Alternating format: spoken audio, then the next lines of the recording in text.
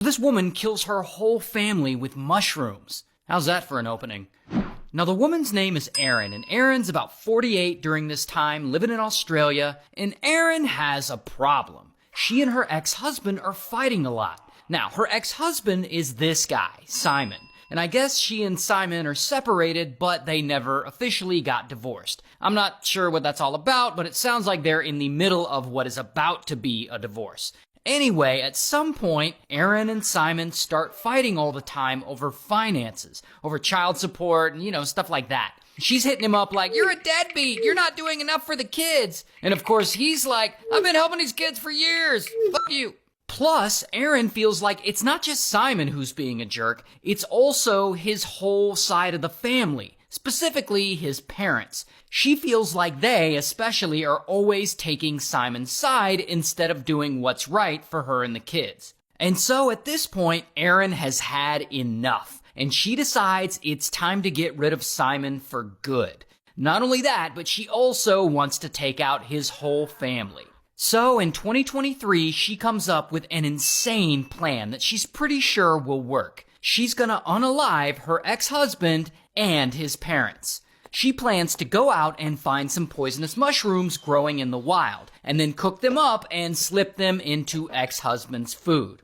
And so she starts looking online at this plant database website to see if anyone has spotted any poisonous mushrooms in her area. I guess people post sightings on this site to warn mushroom foragers to stay away so that they don't accidentally pick them and get poisoned. So she goes on this website and she basically hits the jackpot. Like, she learns that there are 2 nearby towns where people have spotted death cap mushrooms. Death cap mushrooms are like super poisonous mushrooms. Most of the fatal mushroom poisonings in the world are from death caps. So Erin goes out to these spots the website told her about, and she collects as many of these death caps as she can. She also goes out and buys a dehydrator, which she needs to dehydrate the mushrooms. Once she gets home, she dehydrates them and she crushes them into powder, and she gets ready to hide them in the beef Wellington she's making. And once everything is ready to go, Erin invites Simon over for lunch, and his parents, and his aunt and uncle too, because I guess she hates them as well.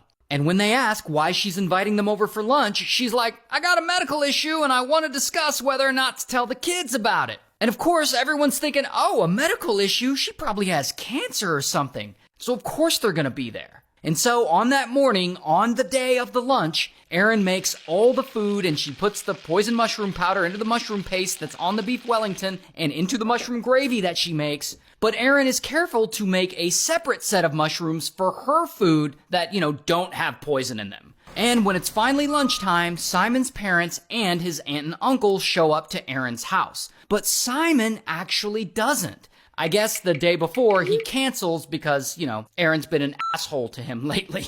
But everyone else does show up. Now, keep in mind, she originally wanted to take Simon out, her ex-husband, but since he didn't show, I guess she's like, well, I'll just kill his whole family instead. So they all sit down at the table, and Erin brings over 4 gray plates with beef Wellington. She then puts her own food on an orange plate so that she doesn't screw up and accidentally poison herself. So they all eat, and they're chatting, and near the end of the meal, Erin announces to them all that she has cancer.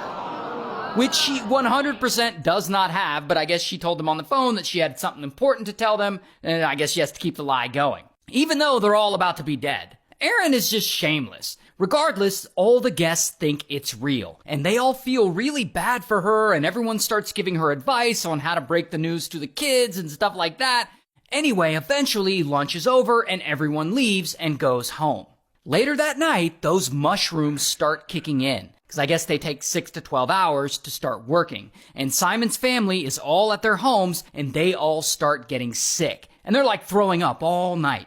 In fact, they're throwing up so much that in the morning, they go to the hospital for treatment. And Erin learns that they all got sick and went to the hospital, and she wants to cover up her tracks. I mean, she can't be the only one who didn't get poisoned. That would look suspicious. So 2 days later, she also goes to the hospital, and she's like, I'm feeling sick too.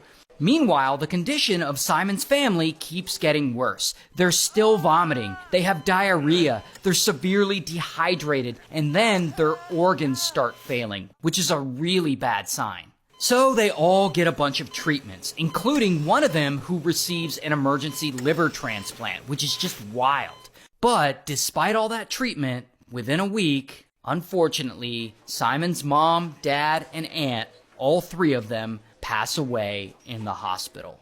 While Simon's uncle, he's actually still alive. I mean, he's still poisoned, but he falls into a coma. And he spends weeks in the hospital in a coma, but he is eventually able to pull through. So he does survive. Meanwhile, Erin is out here talking to the news media for some reason, and she pretends to be sad about the whole thing. It's a tragedy what's happened. We're some of the best people I've ever met. They never did anything wrong to me, and I'm so devastated about what's happened. Can you tell us a bit more about the lunch? What I can tell you is that I just can't fathom what has happened. That Ian and Heather have lost their lives, and Gail has lost her life, and Donna's still in hospital, and I pray that he pulls through. Just can't believe it. Can you tell us where the mushrooms came from? Not a bad performance, I guess. And she's still actively trying to cover her tracks. Like she goes to a local trash dump and disposes of the food dehydrator she used to dry out the mushrooms, because, that's evidence. Plus, she starts wiping data off her phone by factory resetting it multiple times. She also apparently has multiple burner phones for some reason, and she throws those away because those are also evidence. And why do you need a burner phone to poison someone with mushrooms? This woman is just weird. And so anyway, because doctors suspect all these deaths were maybe by poisonous death cat mushrooms, they report all of this to the police. And so police start investigating all this. And pretty quickly, the police, they talk to Erin, and they ask her, where did you get those mushrooms? They're poisonous. And she says, I bought them at the Asian supermarket. But, that's bullshit, and none of her story is adding up. And as they keep investigating, they're able to interview Simon's uncle and get a lot of information out of him, because, he survived. And they get information like she had the only orange plate, and how she told them all she had cancer and all that stuff.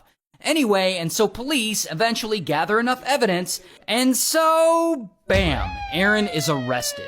And I don't have her mugshot, but here is a picture of her fake crying. This morning, police arrested Erin Patterson, the woman who cooked the beef Wellington at the centre of the case. And so she goes to trial, and she was just found guilty of all of this a few days ago. And since this just happened, she actually hasn't been sentenced yet, but she faces life in prison. And a huge shout out to Leonardo.ai for sponsoring this video. If you want to make really cool art for your videos or just for your life, like this or like this, then sign up for Leonardo.ai.